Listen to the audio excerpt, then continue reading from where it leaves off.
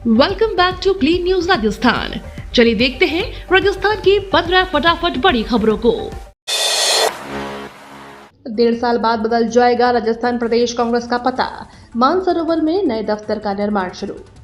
राजधानी के मानसरोवर स्थित शिप्रा पथ पर कांग्रेस के नए भवन का निर्माण कार्य रविवार से शुरू हुआ। सुबह 9:30 बजे प्रदेश कांग्रेस अध्यक्ष गोविंद सिंह डोटासरा और नेता प्रतिपक्ष टीकाराम जूली ने पूजा कर नींव रखी। पूर्व मुख्यमंत्री अशोक गहलोत, प्रदेश प्रभारी सुखजिंदर सिंह रंधावा, पूर्व विधानसभा अध्यक्ष सीपी जोशी, उपनेता प्रतिपक्ष रामकेश मीणा, मुख्य सचेतक रफीक खान, विधायक रोहित बोहरा, पूर्व प्रदेश अध्यक्ष बीडी कल्ला समेत कई दिग्गज नेता मौजूद रहे। कांग्रेस नेताओं का दावा है कि 1.5 साल में भवन तैयार हो जाएगा। शिक्षा विभाग 11 करोड़ पौधे लगा बनाएगा कीर्तिमान। गुरु पूर्णिमा से आगाज, स्टूडेंट्स को मिलेंगे सत्रांक। गुरु पूर्णिमा के अवसर पर प्रदेश भर के लाखों छात्र छात्राएं अपनी माताओं के प्रति श्रद्धा और प्रकृति के प्रति जिम्मेदारी का अनूठा उदाहरण पेश करेंगे। राजस्थान में शिक्षा विभाग हरियाणा और राजस्थान एक पेड़ मां के नाम 2.0 अभियान के तहत 10 जुलाई से वृहद स्तर पर पौधारोपण की शुरुआत करने जा रहा है। इस अभियान में बच्चों के साथ साथ उनके अभिभावकों, शिक्षकों और समाज की भागीदारी सुनिश्चित करते हुए पूरे राज्य में 11 करोड़ पौधे लगाने का लक्ष्य तय किया गया है। खास बात यह है कि इस बार पौधारोपण को सत्रांक से जोड़ा गया है। सरकारी अस्पतालों के विशेषज्ञ अब सीधे बन सकेंगे मेडिकल कॉलेजों के प्रोफेसर। फैकल्टी नियमों में बड़ा बदलाव। सरकारी अस्पतालों में काम कर रहे गैर शिक्षण विशेषज्ञ डॉक्टरों के लिए खुशखबरी है। नेशनल मेडिकल कमीशन ने फैकल्टी योग्यता नियमों में बड़ा बदलाव करते हुए अब नए नियमों के अनुसार सरकारी अस्पतालों में 10 वर्षों तक कार्य कर चुके गैर शिक्षण विशेषज्ञ अब सीधे एसोसिएट प्रोफेसर नियुक्त हो सकते हैं, जबकि 2 वर्षों का अनुभव रखने वाले डॉक्टर असिस्टेंट प्रोफेसर के पद पर नियुक्त हो सकते हैं, वह भी सीनियर रेजिडेंसी की अनिवार्यता के बिना। इसके लिए शर्त यह होगी कि डॉक्टर के पास संबंधित विषय में पीजी डिग्री हो और वह कम से कम 220 बेड वाले सरकारी अस्पताल में कार्यरत रहा हो। साथ ही नियुक्ति के 2 वर्षों के भीतर उसे बायोमेडिकल रिसर्च में बेसिक कोर्स पूरा करना होगा। 21 साल में पहली बार बीसलपुर बांध जुलाई में ही होगा ओवरफ्लो। जिले की बनास नदी पर बने बीसलपुर बांध में अगले 2 से 3 सालों के लिए पानी आ चुका है, जिससे जयपुर, अजमेर और टोंक की जनता के प्यास अगले 2 से 3 साल तक बुझ सकती है। वहीं जुलाई महीने में बांध से शुरू हो चुके पानी के तेज आवक से बांध एक नया इतिहास लिखने जा रहा है। 21 सालों में पहली बार जुलाई में बांध के ओवरफ्लो होने की पूरी संभावना है। इसको लेकर बांध प्रशासन भी पूरी तरह से तैयार है। जयपुर में रास्ता खोलो अभियान से बदली गांव की तस्वीर। अब तक खोले गए 1310 रास्ते। जिले में जिला प्रशासन द्वारा चलाया जा रहा रास्ता खोलो अभियान अब ग्रामीण क्षेत्रों में राहत और सुशासन की मिसाल बन चुका है। महज 8 महीनों में इस अभियान के अंतर्गत जिले भर के गांव, ढाणियों और खेतों में वर्षों से बंद पड़े 1310 रास्ते खुलवाए जा चुके हैं। इन प्रयासों से लाखों ग्रामीणों को अपने खेतों, शमशान घाटों और आवश्यक स्थानों तक पहुंचने में आसानी हुई है। अभियान की गंभीरता को समझते हुए जयपुर के जिला कलेक्टर डॉक्टर जितेंद्र कुमार सोनी स्वयं इसकी सतत निगरानी कर रहे हैं। उनका उद्देश्य है कि जिले के प्रत्येक नागरिक को निर्बाध आवागमन की सुविधा उपलब्ध हो और कोई भी रास्ता अतिक्रमण की वजह से बंद न रहे। अजमेर में निकली भगवान जगन्नाथ की भव्य रथ यात्रा। विधानसभा अध्यक्ष देवरानी ने रास्ते में लगाया झाड़ू। राजस्थान के अजमेर में रविवार को भगवान जगन्नाथ की भव्य रथ यात्रा का आयोजन हुआ। इस्कॉन संस्था द्वारा आयोजित यह यात्रा केसरगंज सर्कल से शुरू हुई और शहर के विभिन्न मार्गों से होती हुई इस्कॉन मंदिर पहुंचकर संपन्न हुई। इस धार्मिक आयोजन में हर वर्ग के लोग शामिल हुए। बच्चे, युवा और बुजुर्ग सभी ने उत्साह के साथ रथ यात्रा में हिस्सा लिया। यात्रा का दृश्य देखने लायक था, जिसमें भक्तों की भीड़ ने भक्ति और उमंग का माहौल बनाया। इस अवसर पर राजस्थान विधानसभा अध्यक्ष वासुदेव देवनानी ने रथ यात्रा में विशेष रूप से भाग लिया। उन्होंने भगवान जगन्नाथ के रथ के आगे झाड़ू लगाकर मार्ग को साफ किया और रथ को खींचने में भी सहयोग दिया। बदला लेने के लिए छात्रा को फेल करने का आरोप। मंत्री दिलावर ने टीचर को किया सस्पेंड। जिले में रामगंज मंडी क्षेत्र के मोड़क में शिक्षिका पर 11वीं कक्षा की प्रतिभावान छात्रा को बदले की भावना से जानबूझकर फेल करने का आरोप लगा। बालिका ने रविवार को मोड़क दौरे पर आए शिक्षा मंत्री मदन दिलावर से शिकायत की। इस पर मंत्री दिलावर ने शिक्षिका को तुरंत निलंबित करने के आदेश जारी कराए। शिक्षिका और पंचायत राज मंत्री मदन दिलावर ने बताया कि बदला लेने से मंशा से बालिका को फेल करने की शिकायत मिली। इस पर स्टूडेंट्स के दुर्व्यवहार करने वाली और भविष्य से खिलवाड़ करने वाली शिक्षिका सविता मीणा को निलंबित किया है।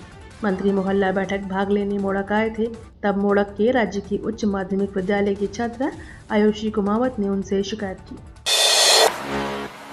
महारानी कॉलेज में मजार होने के मामले में पकड़ा सियासी तूल, 9 जुलाई तक आएगी जांच कमेटी की रिपोर्ट। प्रदेश के सबसे बड़े महिला महाविद्यालय महारानी कॉलेज में मजारों पर विवाद खड़ा होने के बाद जहां उच्च शिक्षा विभाग का काम देख रहे उप मुख्यमंत्री प्रेमचंद बैरवा ने जांच रिपोर्ट आने के बाद अगला कदम उठाने की बात कही है। वहीं जयपुर शहर सांसद मंजू शर्मा ने इन मजारों को लेकर कांग्रेस विधायक असीम कागजी की ओर से किए जा रहे दावे पर सवाल उठाया है। जयपुर के महारानी कॉलेज में मजार विवाद को लेकर जिला कलेक्टर की ओर से बनाई गई 6 सदस्यीय जांच कमेटी की रिपोर्ट 9 जुलाई तक आने की संभावना जताई जा रही है। मामले को लेकर कमेटी मौके का निरीक्षण कर चुकी है और हकीकत जानने की कोशिश की जा रही है। सीएम अजय लाल शर्मा का बड़ा फैसला, प्रशासनिक प्रक्रियाओं में किया बदलाव।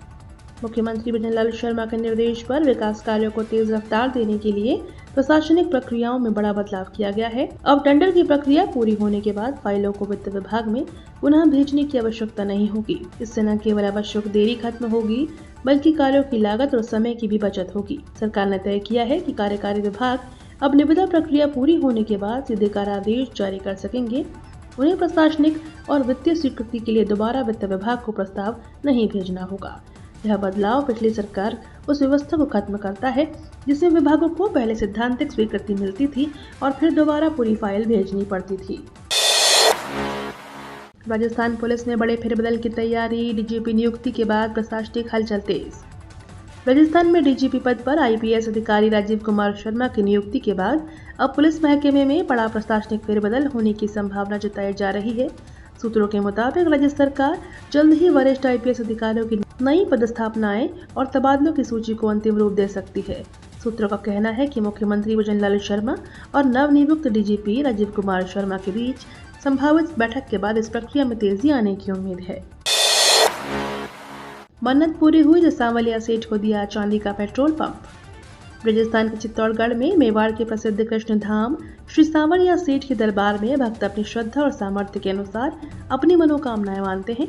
इसके पूरा होने पर यह चढ़ावा चढ़ाते हैं। सोने चांदी के आभूषण, नकदी से लेकर कई अन्य चीजें होती हैं जिसमें अक्सर देखा गया है भक्त अनोखी और अजीबोगरीब चीजें जैसे हवाई जहाज, घर, बांसुरी ईंट, हेलीकॉप्टर, क्रिकेट बॉल, स्टंप और सोने चांदी से बनी कई अन्य चीजें चढ़ाते हैं। इसी सिलसिले में हाल ही में एक व्यक्ति ने सांवलिया सेठ के दरबार में अर्जी लगाई थी और अपनी मनोकामना पूरी होने पर उसने सांवरा सेठ को चांदी का पेट्रोल पंप चढ़ाया।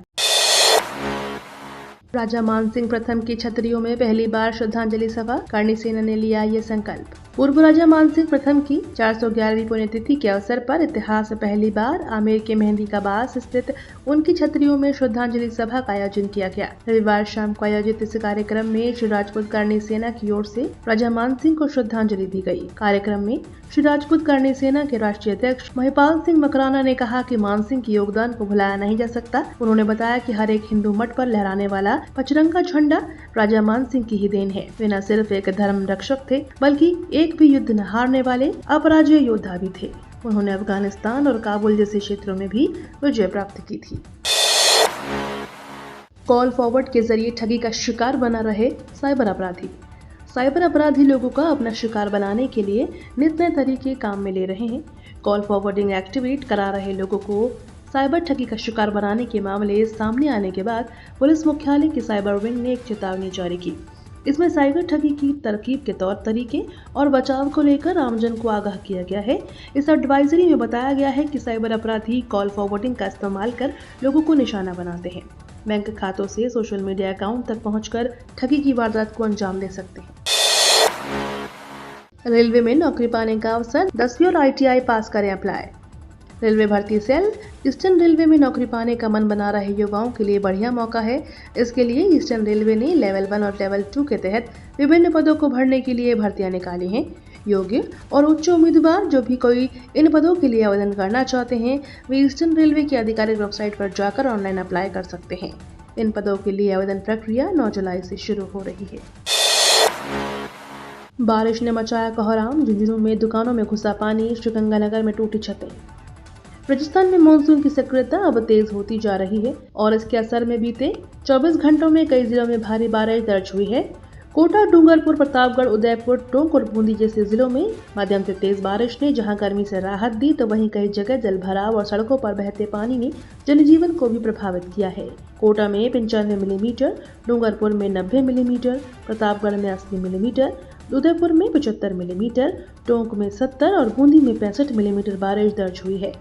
लगातार हो रही बारिश के चलते कोटा, चित्तौड़गढ़, झालावाड़, बारां, डूंगरपुर और प्रतापगढ़ जिलों में आम जनजीवन अस्त व्यस्त हो गया है। ये तो थी राजस्थान की बड़ी खबरें। रोजाना सबसे पहले अपडेट पाने के लिए क्लीन न्यूज राजस्थान को अभी सब्सक्राइब करें।